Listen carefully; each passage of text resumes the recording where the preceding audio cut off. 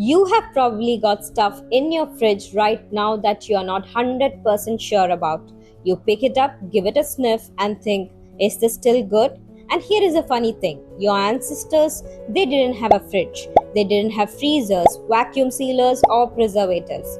But they figured out how to make food last for weeks, months, and sometimes even years. These are still used today, just with fancier equipment. Welcome to Foodiversity, where food meets science, history, and timeless innovation. So, in this video, we are breaking down 5 ancient food preservation principles that changed the course of human history. And by the end, you're going to look at the jar of pickles in your fridge in a completely different way. This principle is one that's been around for literally thousands of years. Salt. Simple, cheap, and absolute genius. You see, bacteria needs moisture to survive and multiply. Salt pulls moisture out of food through a process called osmosis.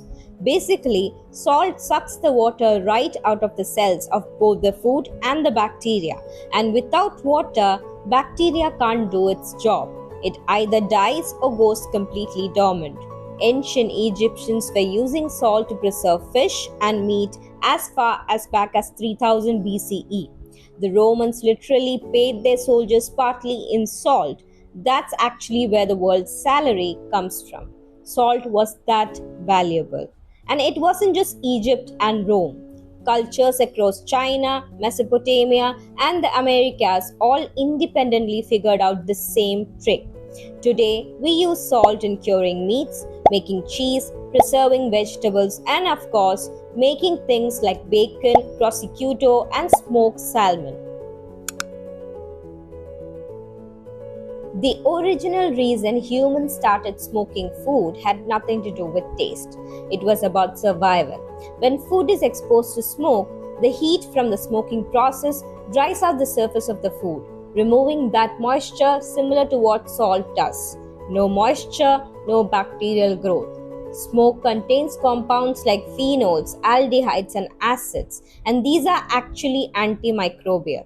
They coat the surface of the food and create a barrier that bacteria and fungi really don't like.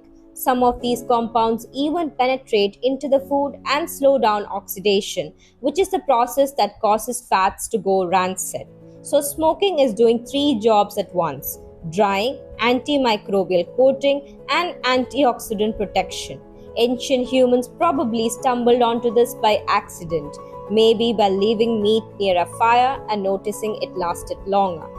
Indigenous cultures across North America, Scandinavia, and parts of Africa all developed smoking as a preservation method independently. Smoked salmon has been a staple in Pacific Northwest cultures for thousands of years. And in Europe, smoking was how you got through a long, brutal winter when fresh food was impossible to come by. Today, that tradition lives on in every smokehouse, every barbecue joint, every pack of smoked sausages at your local grocery store. Now, the most fascinating of all of them, fermentation. Instead of trying to kill all the microorganisms in food, fermentation works by encouraging the right ones to grow. But here is why it works. When you ferment food, whether it's vegetables, milk, grain, or fruit, you are creating conditions where beneficial microorganisms like lactobacillus bacteria thrive. These food microbes produce lactic acid as a byproduct, and that acid lowers the pH of the food, making the environment too acidic for the harmful, dangerous bacteria to survive. It's like these good bacteria are fighting a war on your behalf and winning. The earliest evidence of intentional fermentation dates back over 9,000 years. We are talking ancient China fermenting beverages made from rice, honey, and fruit. Ancient Mesopotamia was brewing beer around the same time. And kimchi-style fermented vegetables have been found in archaeological sites in Korea dating back thousands of years.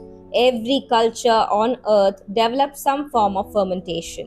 Yogurt in the Middle East, sauerkraut in Germany, miso in Japan, sourdough bread in ancient Egypt, all of it is fermentation. Fermented foods often end up being more nutritious than the original ingredient.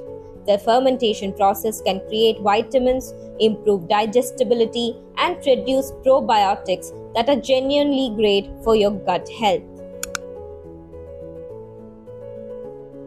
This has been used in the Mediterranean, Middle Eastern, and European cultures for thousands of years. Bacteria, mold, and yeast need oxygen to grow. So, if you completely submerge food in oil or rendered fat, you cut off their oxygen supply entirely. No air, no spoilage. Ancient Romans were packing olives, cheese, and herbs in olive oil.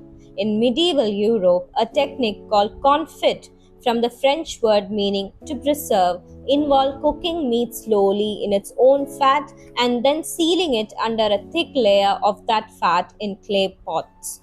A duck cooked and stored this way would last for months even without refrigeration. In ancient Egypt and Middle East, clarified butter called ghee was used not just for cooking but for preservation. Foods packed in ghee could last significantly longer than those stored without it. And this method isn't just for meat.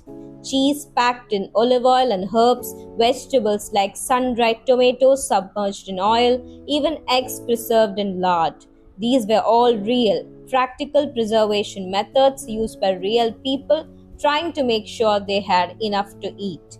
Today, you can still find oil-preserved anchovies, sardines, olives, and antichoke hearts in pretty much any grocery store. The technique hasn't changed. We have just swapped the clay pot for glass jar. And we are saving one of the oldest for last: drying and dehydration. Dried foods can last for an extraordinarily long time. Dried grains, legumes, and seeds found in ancient Egyptian tombs thousands of years old have actually been analyzed and found to be perfectly preserved, with some even capable of germination. Native American tribes across the Great Plains created pemmican, a mixture of dried meat, dried berries, and rendered fat that could last for years and provided enough calories and nutrition to sustain warriors and hunters on long journeys. Explorers in the 19th century were still relying on traditional pemmican recipes for Arctic expeditions. In the Middle East and Mediterranean, sun drying was used for everything: figs, dates, apricots, tomatoes, fish. The hot, dry climate made it almost effortless. You just laid the food out and the sun did the work. And in colder climates, the wind did it instead.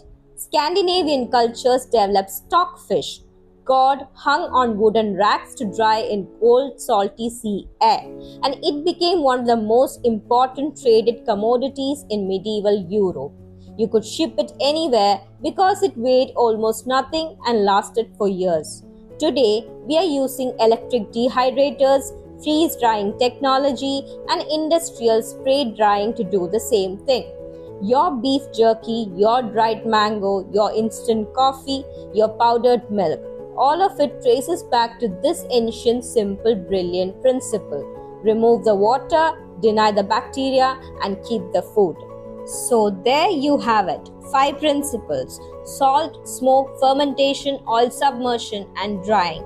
These weren't discovered in labs. They were figured out by people who were cold, hungry, and trying to survive.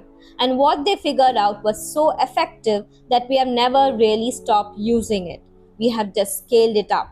Next time you grab a jar of pickles or eat some smoked salmon or spread butter that's been salted to last longer, you are connected to thousands of years of human history. If you found this interesting, drop a comment telling me which of these 5 principles surprised you the most. And if you want more deep dives into this history of food and how it shaped the world, you know what to do. See you in the next one.